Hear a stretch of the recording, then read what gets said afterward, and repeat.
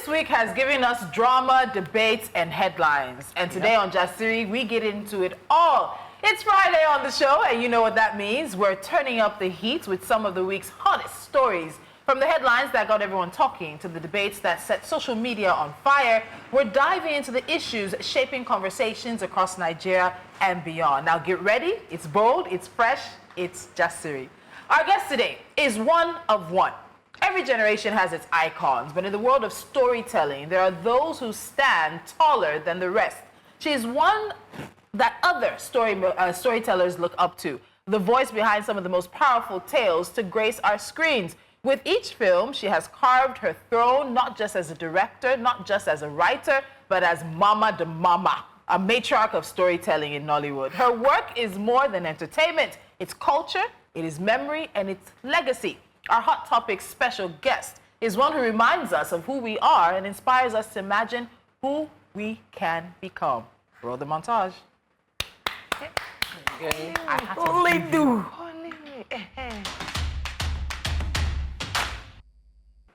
All right, so Tolu was absolutely right when she said Mama di Mama. It's good to have you on Jasiri. It says, welcome to the show. Welcome back. Welcome back. You know, we have a way of toasting our guests. How did you see that intro? I've already said yes. I'm okay. I'm agreed. I've been well toasted.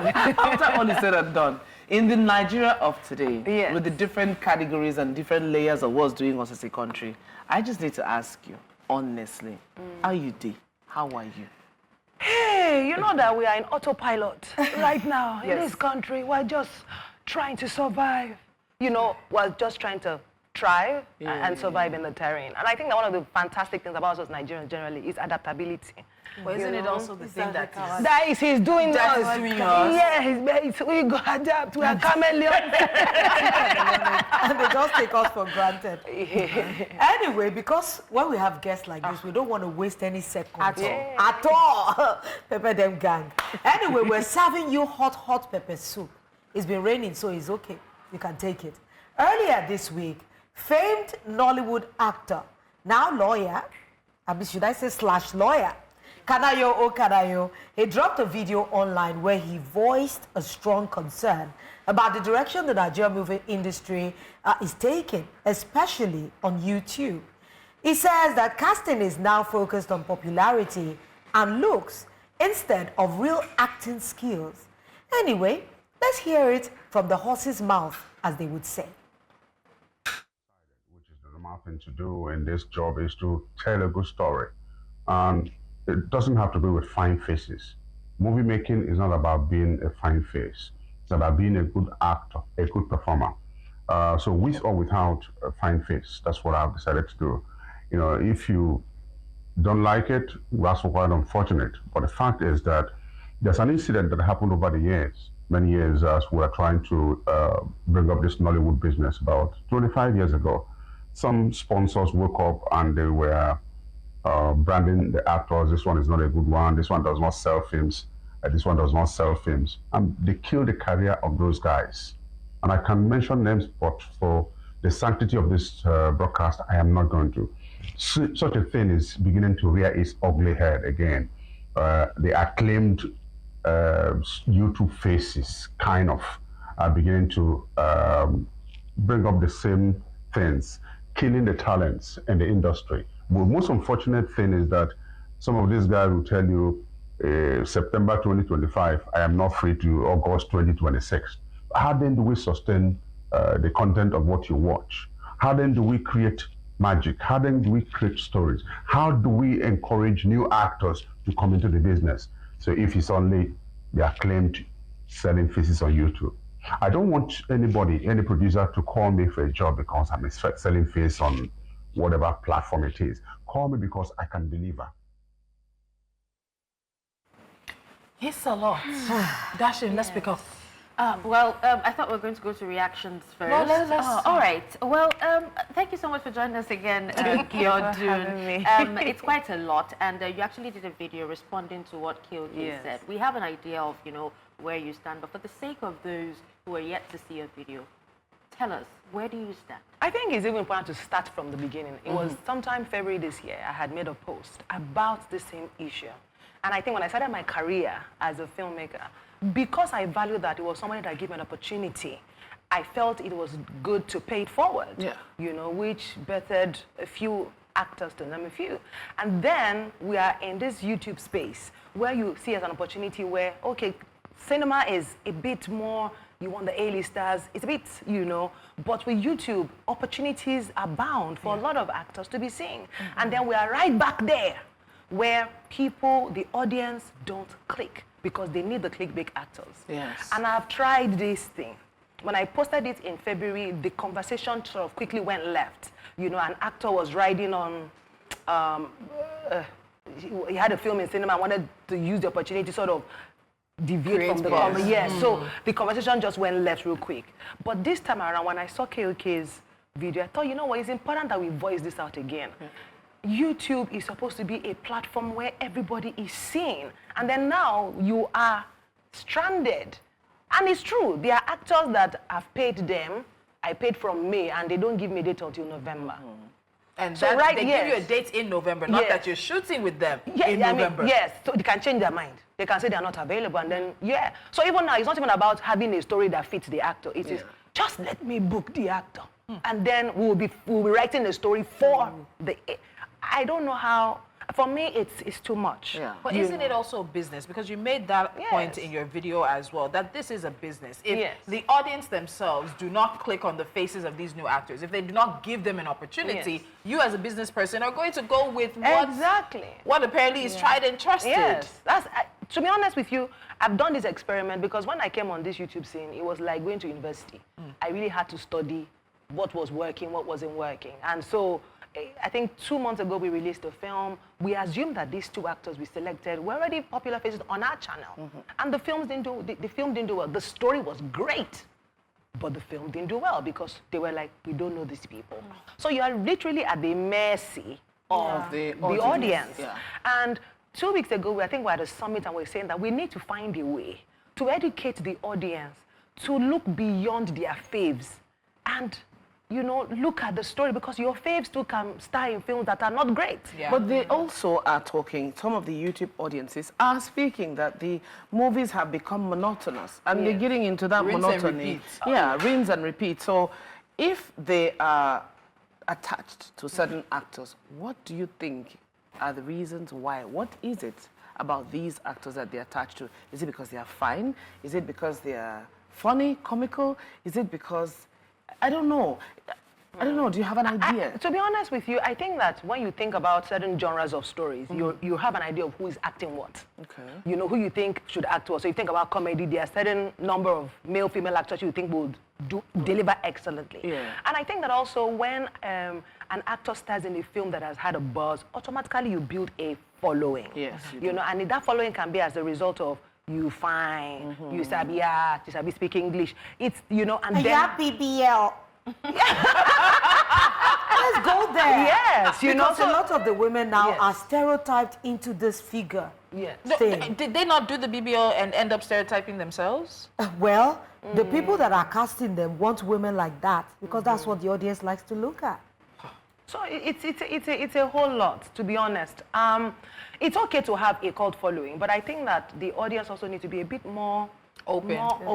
Because I'll say this in terms of that. I see a lot of Nollywood actors being typecast. They literally, as you were saying, they literally play the same kind of character in every film, from director to director. And at the end of the day, I understand audiences like a bit of familiarity. They can trust that this person will deliver on this role. But that's what we're doing in the early years of Hollywood. When you see a Jenny in everything, you see a Rita in everything. To try new Yes, that's what you're saying. It doesn't allow them to try new types of characters, to be gritty, to be comedic. Maybe because you've always been known as a romantic lead, nobody knows that you could actually have comedic timing. So I think in both ways, the audience is at the center. The producer is there. And even us, the actors, sometimes you have to say, you know what, I need to try something different. Thank you. Yes. What do we say to that? Because something different might not pay. Let's be honest, it may not pay. Say maybe they like that safety net of sorry to interrupt you.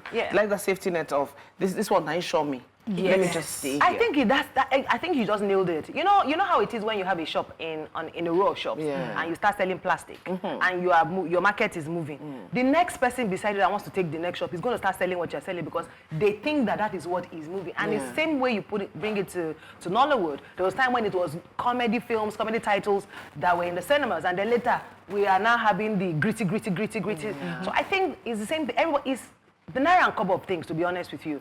You are thinking, if I put my money here, what they won't watch? Are they going to watch it? So Mr. A, Mr. B has done it. Let me do the same thing. Let me use the exact cast. Let me, you know what I'm saying? Because it's that, nobody wants to take that risk. Because again, this industry is really out of pocket. So you're thinking, how can this money come back? So you really cannot. She told us last year. When I see established producers and directors come, producers like Biodun, I look at them like dinosaurs, like, something we should keep in the museum.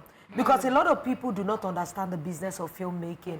When they tell you that somebody made X naira in the box office, they don't know how much comes to the pocket. We should stop announcing. That's the problem. Now they hear People have investors people think that, you are making X that money is in your account. Business. There are so many things. Distributors are there. Cinemas are there. Your investors are there. Before it trickles down to the producers. Now I'm even looking at the YouTube space. Okay, wait, hold on. You know we promised to take reactions to what KOK said. So before we go to the YouTube part of it, let's take some reactions to what Kanayo said. And how has it been received? Exactly. YouTube and social media have reduced the quality of Nollywood. All it takes now is a large following, and you're already the leading actor in a movie. The worst is auditioning for PPA. Shade. We got to a point where content creators join in, and some are not really good actors, but they have the following for PR. It happens in Hollywood as well. It is either you accommodate them or you'll go back to doing an open audition for new and talented actors. To be very honest, I'm so tired of seeing same faces of those actors and actresses already. Why am I tired of watching YouTube movies already? Because they repeat them and almost same story. So how did you know that abbreviation? Because I just worked with it. But you know, in your video that you did, you said that you were pledging or you were committed to giving new actors an opportunity. Are you holding to that? Yeah, I mean, that has always been the mantra. So me just, again, Nigerians, many times when we watch these videos, we don't watch it to assimilate and understand. Everybody was already shooting their shots in the comments, and that was not the point. The point was that this is a pledge I'd made from the very beginning of my career. I want to give opportunities to youth actor, but I'm asking that the YouTube audience gives me grace, so that when you see the movie, click on it, trust that it's because it's coming from. And since you say you want something new, you know, that is, it was not an opportunity for people to start shooting their shot, because that is going to happen regardless. I mean, I'm grateful that I have a platform where I can give people a voice, but the important thing is we need the grace, because I have lost money. We've released a couple of films this year, and half of those films have not made money back. But then are you willing to risk it? Losing more money to give, That is why that is hence the appeal. Okay, let's go on a break. Let's go for a break. We'll come back to this because one of the comments raised content creators. I'm looking at you. And then, of course, we'll talk about this new wave of Nollywood on YouTube. Stay with us.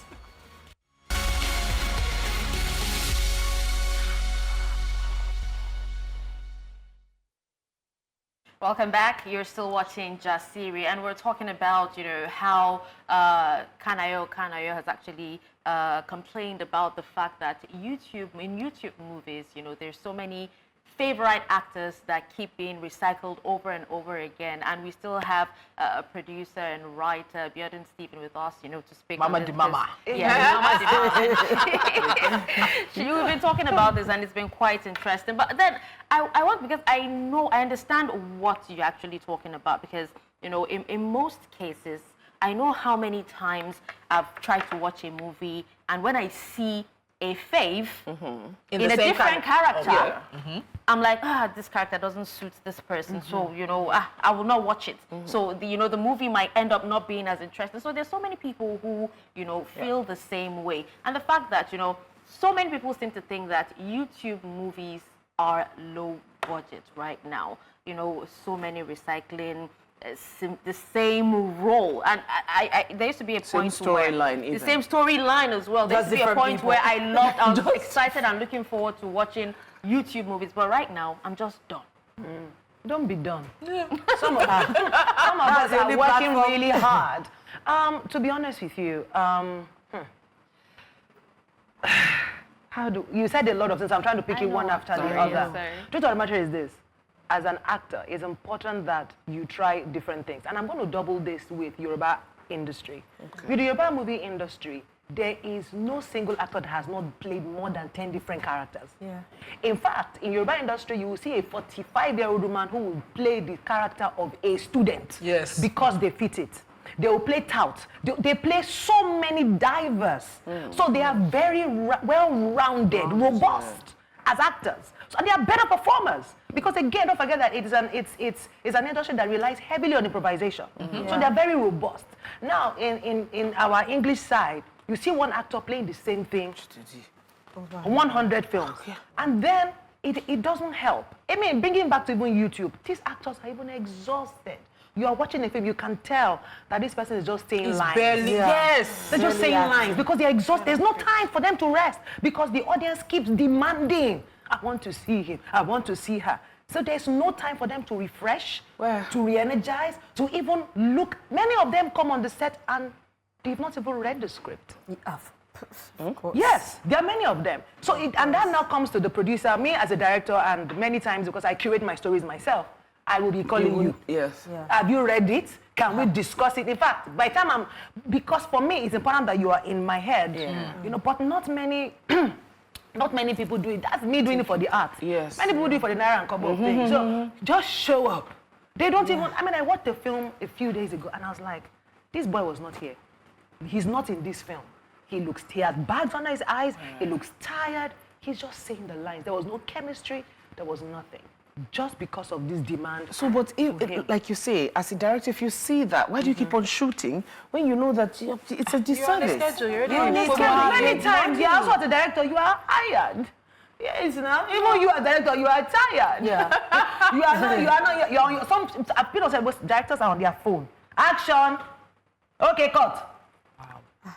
They're tired. Yeah. Do you know, and another part of this, I don't think a lot of the actors realize that there's something such as oversaturation, overexposure.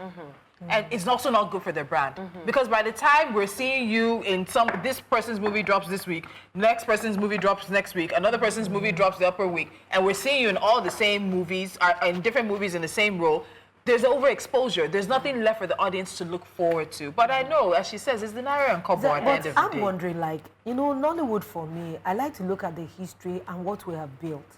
Nigeria, our movie industry, it was as if it was built on tears and a lot of grit work. Yes. When Indians, I watched Indian films as a child, and I could see what they were churning out at that time. And Nigerians had next to nothing. They were shooting practically with cameras that were obsolete and camcorders. That was how some of our actors were built. Is it not time for us to have like an engagement with our audience? Because sometimes Nigerians act as if they know. But from experience, when you even read comments, you will know this person lacks knowledge. Maybe this is time for us to educate them more. How can we like teach them that sometimes you need to watch something to be able to know that this person can deliver. If Funke are not trusted in me, a Yoruba girl from Ijebu, that I can play Anadaku and do it excellently to a point that people still think I am not Yoruba. But if somebody did not look at it and give it a chance to thrive.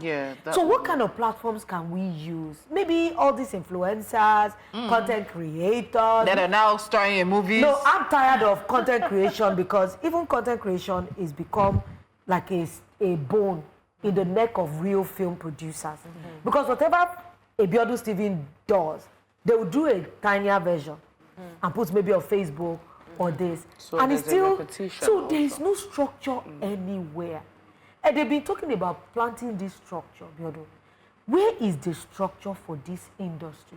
I think that we all want the structure, but we're not ready for it. To work for it. We are not ready. Because you see, it's almost like you lay foundation. And you now say, pour sand let us seal it. And then somebody says, no, let's dig it further. So there is no, so we all start and then we lose steam. And we just, and then somebody does something else that seems to be the wave of the moment. We forget the structure and we all move. The problem is that we suffer from a bandwagon fallacy. Yes, we do. We just follow the money.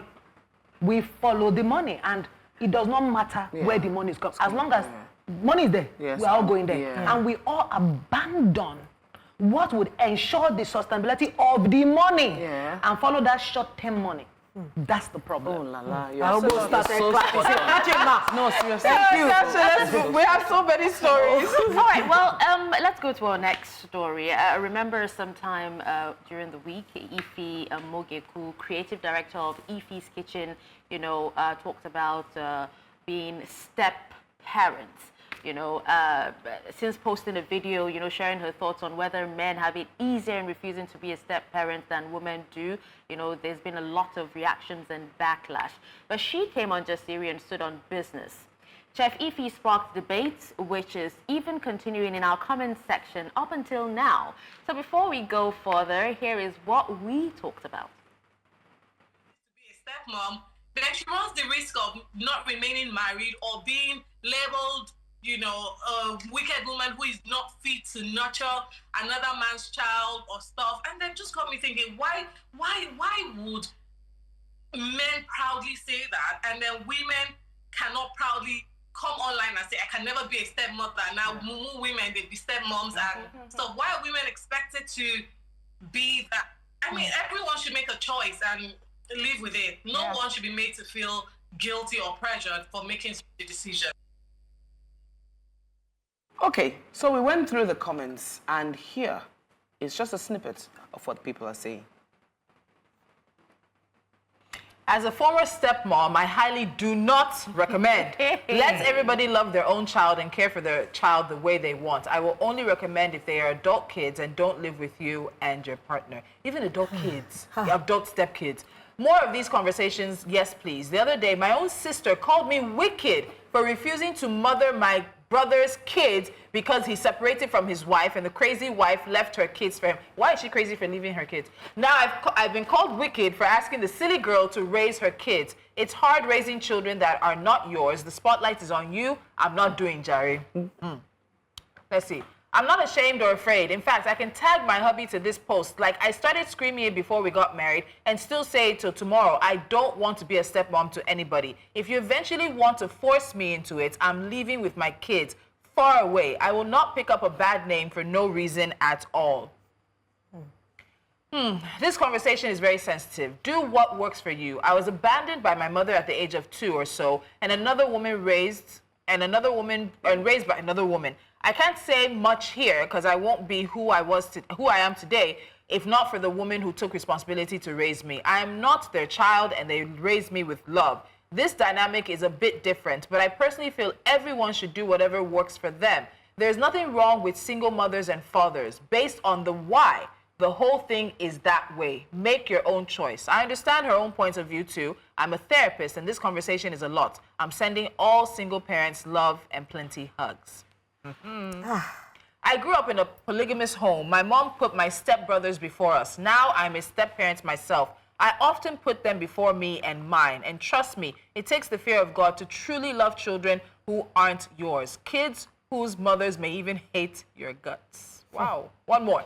Men will look at a single mother and if they even decide to marry, will make her drop her kids off at her parents or relative and tell her that's his choice, not to be involved or raise another man's child, which is fine. But you as a man will be in a marriage, because that was an example we used, impregnate another out there and say you want all your kids under the same roof and force another woman's child on me. Even if your wife is dead or divorced and the lady wants the home to be without your kids from previous marriage, we all call her mean.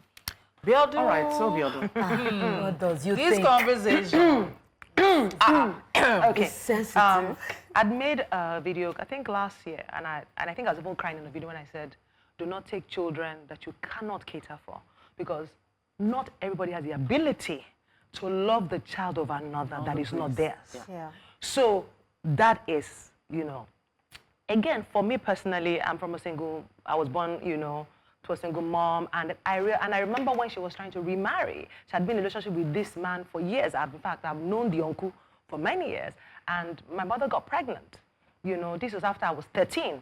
They've been together for like 6 years before the pregnancy, and I remember the man saying that, oh, I can't marry because another man's child cannot live in my house. In my house. So my mother put me in a boarding school. You know, it didn't work, and eventually, you know, they parted ways, and which is how, hence, myself and my younger sister. Was I angry then? Yes. But knowing what I know now, I respect the man that he was quick to say, this is very nice, but the moment this girl lives in my house, it's not gonna work. I think it's important that we extend that same grace to women. We've had women maltreat stepkids. We've had them do that, you know. My mother died when I was, you know, pretty young. I was in my early 20s, my mother died, and I had to live with people. And I know firsthand how it is. In fact, there's a particular incident that comes to mind. I remember the man of the house, his wife had traveled, and so the wife put myself and their cousin in charge, you know, of his meals, you know, and they had their children in the house. But because we're not even the older, but we're in charge of his meals because his meals were specific. And we were cooking and all of that. And then there was a particular day in the course of that week, this man goes and comes back with a bag of snacks and calls his children into his room. And gives only them. And yes, that day, myself and their cousin, we were in our 20s, but we were sobbing like babies. It was hurting. We were sobbing like babies. Now, I was angry, but knowing what I know now, you see, I mean, people said I always extend grace because I always value that you are different. He does not have the capacity for it. It probably not even occur to him that there are 2 other children in this house that I should give. It doesn't occur. So there are people like that, and I think that we should extend that grace to women. Once you understand your capabilities as a woman, I'm not able to love. Whether it's from a selfish place, whatever place it may be from. Is it not better for the psychology of the child to be protected than to expose that child to trauma that is everlasting? And you know, one of the commenters made a point in terms of, so situations arise. A lot of men who are single parents, they don't raise their kids on their own. They have support structures. Other women in their family tend to be their support structure. Single mothers get it as well, but not as much. A lot of people leave single mothers to raise their kids, but single fathers tend to have that support. And so people talk about the fact that a single father might have sent his child to, the single mother will keep her child with her parents. And then wedding is about to come, and that's when you now want to start wringing hand and saying, I need to tell you something. So that pressure on women to be the ones to say, I can open my arms and I can love anybody and I can mother anybody. Not everybody's cut out to be a mother. Yes, not everybody. Some people can, and some people cannot. But the thing is, I think everybody has to know who they are as a person. I have experienced single. I grew up in a polygamous home, and I knew how difficult it was. And that was when I made a decision in my own heart then that I would never be another woman's problem, because I knew no matter how my dad tried to do everybody equally, it was never equal. And I knew that there was a Christmas that they bought new clothes for my stepsisters and they didn't buy for me. And I was made to iron their clothes. Wow. And I felt dejected. So I keep telling people that these days women are being asked. They are not, no, I'll rephrase that. Women are not being asked. They are just expected to do these things. Because if they truly did ask, you will know whether you have the capacity. Like I've had a near experience of being a step-parent to children. And I could say categorically that I would rather remain unmarried for the rest of my life than step-parent some other people's children. Let's pause. Let's go on a quick break. This conversation, one that we kicked off earlier this week, will continue after this. Stay with us.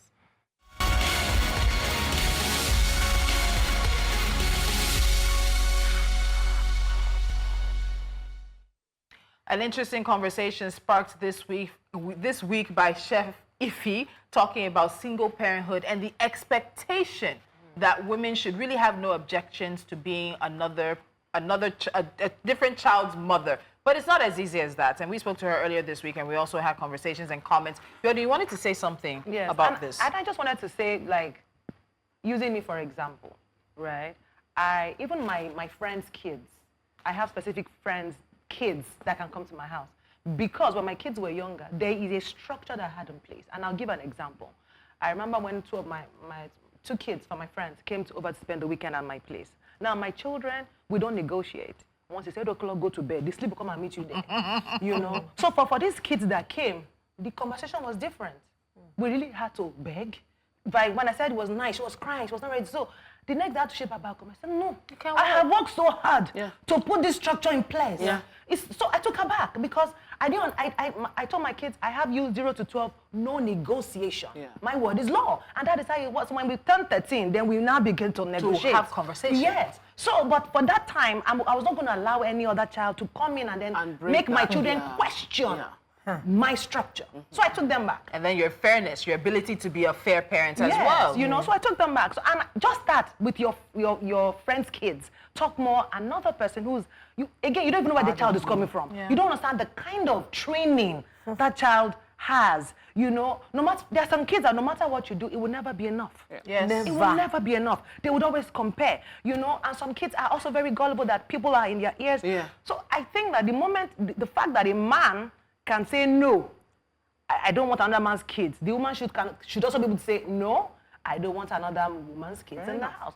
I think I'll do better with the child that outside. Outside. Or outside. You know, I just want to say something. Wow. All right, so I want to paint a scenario, a very quick scenario. Now, this is not a real life situation, right? And I know that a few step parents, you know, are having it easy or have had it easy. But then they say we should learn from other people's experiences as well. And for example, I come from a family, you know, both parents, they grew up in polygamous homes. And I know how messed up it was for both of them. And then I'm here and I really don't mind. I know that I have the capacity to love someone else's child, but because of what my parents actually went through, and because of, you know, it was sort of projected on us as well. What do I do in that case? Well, you have not given much of context. But look, I think that people should not misunderstand us. I think that if you have the grace for it, do it. Despite what other people have went through in your life. Because look, many times we say that we are our traumas, but we can also choose not to be our trauma. We can choose. So your trauma can affect you positively or negatively. You know, if I look at my upbringing and all of that, I'm not sure. I would say to myself, every time I pray, I say, please God, don't let me die young so that I can be there for my children, because I know what I and my sister had to do when we lost our parents. So that is that trauma. But it doesn't mean that I do not have the grace to assimilate another person's child. That is me, even despite it all. That is me. But if you cannot, don't start it, because it will not be good for them to label you, pay you are a winch. And it's very easy to be labeled a winch. All right, there are two stories I want us to take. Time is go. Let's go. So from talking about step-parenthood to biological parents, parenthood as we know it isn't what it used to be. Today, with advancements in science and technology, men and women, or women and men, can become parents through surrogacy, IVF, egg freezing, or even adoption. But one controversy seems to remain the same. It appears we are seeing rising cases of paternity fraud, which have fueled calls for DNA tests to be conducted at birth. But is that the right move? Does it spell distrust between partners? This conversation is also wrapped up in one concerning fertility and the pressure couples and particularly women face to have children. So we took to the streets to ask if DNA should happen at birth and if men and women should do fertility testing before getting married. This is Jasiri on the Street.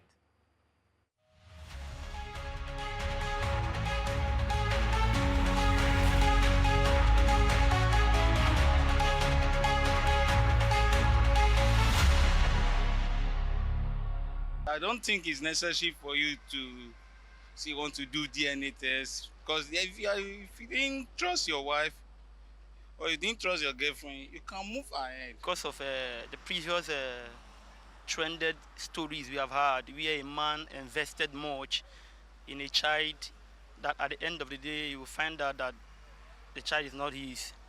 And so I think it's very important. For me, I don't think there is need for DNA test, but when you're having a trust issue on your woman, so that is when issue of DNA test should comes in. If the child gets to know that this is not my father or this is not my, you understand, it will now be a crisis in that family.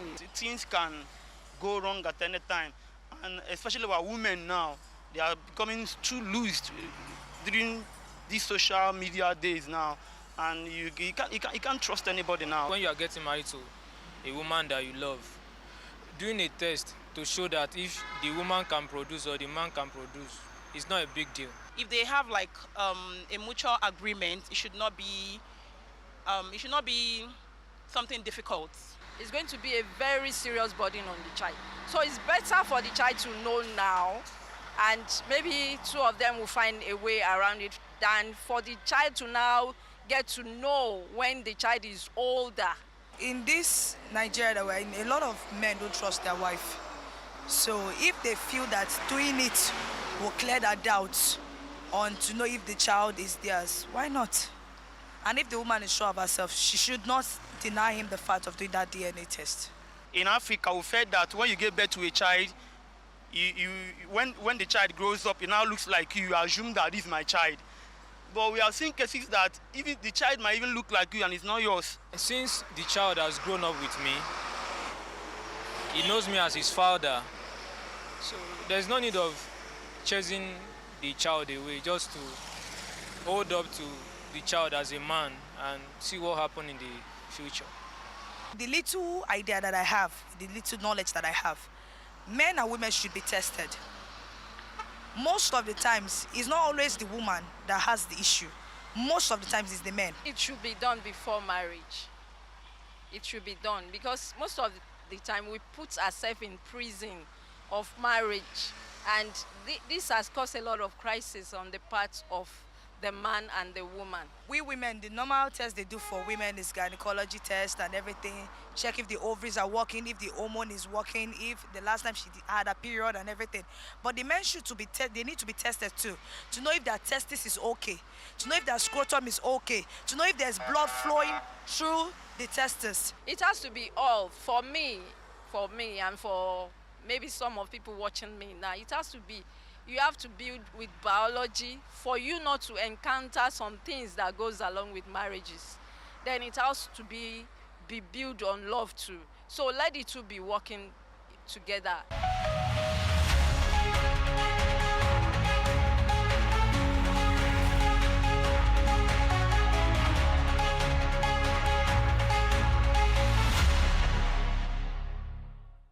If we share the stories we share here, I don't know if this station can contain us. But Biodun, because there's one more story I do want us to get to. So we talked about the need for DNA, the possibility of the need for DNA testing. Do you think the issues around paternity fraud are overblown? And then do you think that we should look at fertility testing for couples before marriage? Because data says men are responsible for 1/3 of infertility issues, women for 1/3, and then the other is unknown, and then both of them together. What do you think? I think the same way we all now go and check our genotype to be sure whether we are compatible. I think fertility testing should also be mandatory. It's important. Let's save ourselves all the headaches that we go through. Because many times, you know, I remember when... that kind of laugh. Yeah, when I got married, and I was like, God, please, I want to have a baby. I remember that for 7 Sundays, I used to go out. There's something in church, awaiting mothers. My husband did not understand, like, how are we awaiting? We literally just got married. How are we awaiting? But every Sunday, I will come out in full glove of the church. Oh Lord, let this one. This was, you know what I'm saying? Yeah. When I was waiting, but that was the fear. Like, you know, I think that it is important, as mandatory as genotype is, we should do, because it's unfair. You know, Lola was just telling me something now, you know, backstage about a woman being made to go through horrendous series of tests, and the husband knowing fully well that he was the problem. Yeah, I think that is so unfair. So let us both, and this myth that there's nothing wrong with you as a guy just because you're waking up and there's morning glory. Or even the ones that will tell you that they had a child in university. Are you sure that child is yours? Because that was what this other person told his wife, that he had a child in university, so there's no way he could be fertile. And he was the one making her go through the test. You go to Ghana, swallow all sorts of things for weeks, you'll be vomiting. And she was just going through the house one day. An old file fell down. And she saw a testing that was more than 15 years done. So it wasn't like a new test. He had known for years. And yet, I don't know if men just have this mental block that it can't be me. I think they have that mental block. And you know, after the conversation that we had with the doctor, we also spoke about the fact that a lot of men, they're fine for their wives to use a donor egg. But a lot of men struggle to use donor sperm. So there's a conversation that needs to be had about, you're okay for your wife to be the one to have the problem, and then you guys are willing to look at all the options on the ground. But when you're the problem, you're not willing to look at those options because it makes them feel less like men. And so it becomes an issue. And so you're expecting your wife to carry the burden. Do we know what families put women through when they're waiting? There are situations where a woman is kicked out of the house because of it. There's situations where sometimes they try to sleep with a family member, so the child might just look like this whole child having children, pressure to have kids.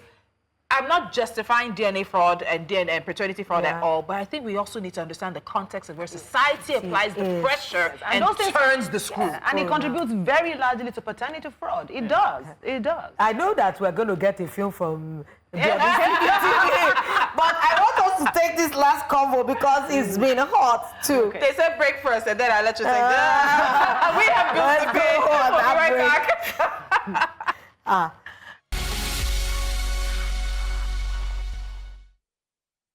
Swap that bath. It's hot. It is hot. We're on the home stretch of Jasiri, and just when we thought the week couldn't give us any more drama, Delta State said, hold up and hold my cup. So the Delta State government has issued a new directive about what it calls indecent appearance among public servants. In a circular issued by the Office of the Head of Service, it was clearly stated that all public servants must now appear in neat, professional, and modest attire that reflects their level in the civil service. Not only that, but male civil servants are also no longer allowed to grow bushy beards or wear certain traditional or fashion caps, while female staff are now prohibited from coming to work with artificial, braided, or dyed hair, long eyelashes, and fake nails. Ladies. I want us to read the top. Let's go back to that. The top of that says about all officers at a certain grade level, GLs 13 and above, should appear at work in complete suits. Is that an African? Wait. All officers on SGLs 7 to 12 should appear as above or in a pair of trousers, shirts, and tie, except all administrative officers who should always be in suits. Please, let's go to the women. Before you people talk, I want to just give you the context. If we can quickly get the women, because guess what? It's not only men wearing suits. All officers on SGLs 13 and above should appear at work on trouser suits, skirt suits, or corporate gowns below the knee, no hats, and all trousers must come in suits. This is for the women. All officers on SGLs 7 through 12 should appear either as above or in free gowns below the knee level with sleeves, or skirts below the knee level and blouse with sleeves to match. And then you cannot braid. So they said no more braided hair, no more tinted hair, no more artificial nails, no more eyelashes. I don't believe that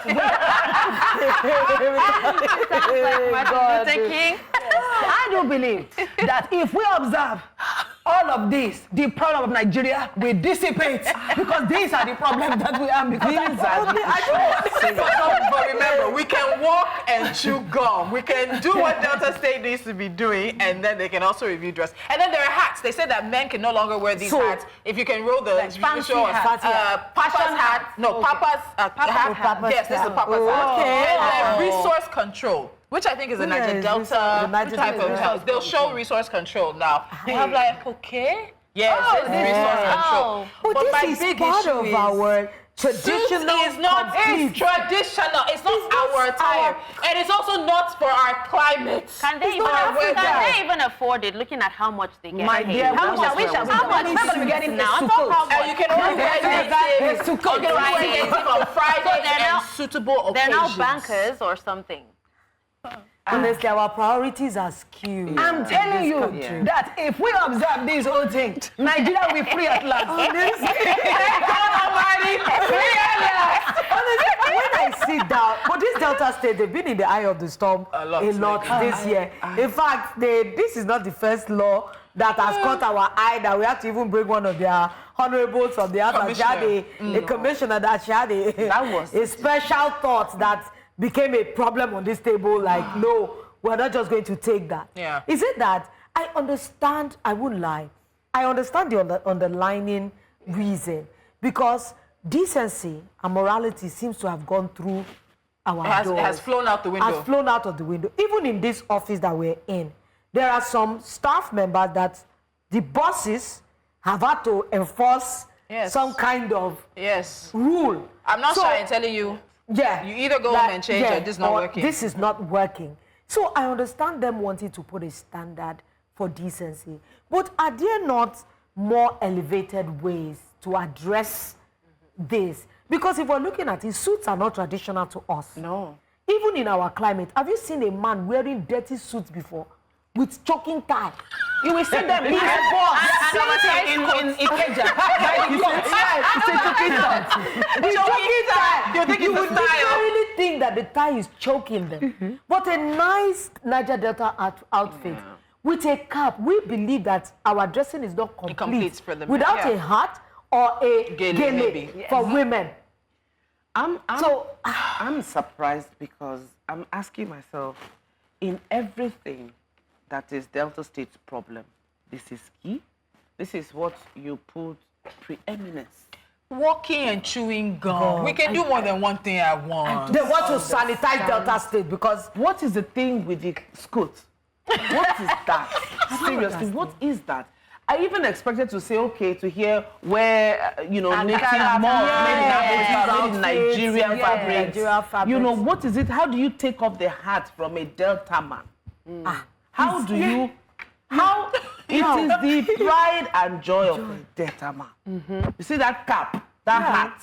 It is part of their get-up. Especially that resource control. It's like when you wear a complete traditional, it's just like a red chief, a red hat for an Igbo man. So I don't know who is helping them to promulgate. Borrowing a leaf from director. I do believe. Honestly, sometimes. What do you believe? I do believe that perhaps by chance, and perchance, in betwixt and in between, there was a trigger that led to this. There was a man in Delta State that a lady with a lot of has oppressed. Bam. No, but do you know something? When they said you can wear trouser suit. You know that we are quite endowed. No, we still not covered. They may come back to review this thing because trouser suit may not work everywhere. Enhance your... But I like that they said free girl. So you can imagine what their context of free girl. I want to toe Lolo's line because yes, I agree. I go some places and I'm like, have I turned into a prude? Because even me when I go clubbing, my daughter will be like, is your husband going clubbing? I still club. My daughter will look at me and say, are you going with daddy? Is that skirt not too short? Now, I think a lot of us have misplaced priorities. I can't lie to you. I know that we need to be this. There has to be some sort of control. They know on this table that I'm so pro social media control. You see, there's some things that are just visually unacceptable. I have walked on the streets of Lagos. In fact, in recent times, I have even sat in a public transport and I have looked at some women. And I know that this is just somebody setting herself up for unwanted attention. Even me, I almost pulled that girl's dress up. That please. And I've seen a guy too. The way the trouser was tight, that even if he mess, that trouser can just and I'm like, where are we? People like Jasiri by. So that's why Delta State wants to take the lead. So we didn't talk about the fact that they said no more bushy beards for men, and I think there's one religious inclination. Yes, there are religious inclinations. I think that what should be touted is modesty. Modesty. That's what should be touted, not all these. Yes, there are some beards that you think that there's a rodent. There's something you're housing. Some of them are actually their religion. The stars, they don't cut their beards. You know, like Dashin says, listen, are they equipped financially to accommodate to change this your wardrobe. new, Wardrobe. you know. Maybe they should just call a couple of Nigerian designers to come and make some money. The opportunity to harass and bully, you know, even abuse some of them. So of course, that will be in the foray at the moment because this new rule, even if they don't send you the message, you will take it up as your new office. Imagine we have to go. They're going to kick us away and we have to go. It's been a fantastic Friday here on Jasiri, from Nollywood search for fresh faces to the heated debate on step-parenthood, the calls for DNA testing at birth and fertility tests before marriage, and Delta State's new dress code. Big stories, bold conversations, and insights from our guest, the mama of storytelling, Biodun Stephen. Thank you so much. Every week. That's how we roll on Jasiri on Fridays. Fearless, fresh, and for you. Until next time, keep the conversations going. We do it all again at Monday, 10 a.m. We'll see you then. Bye for now. Bye.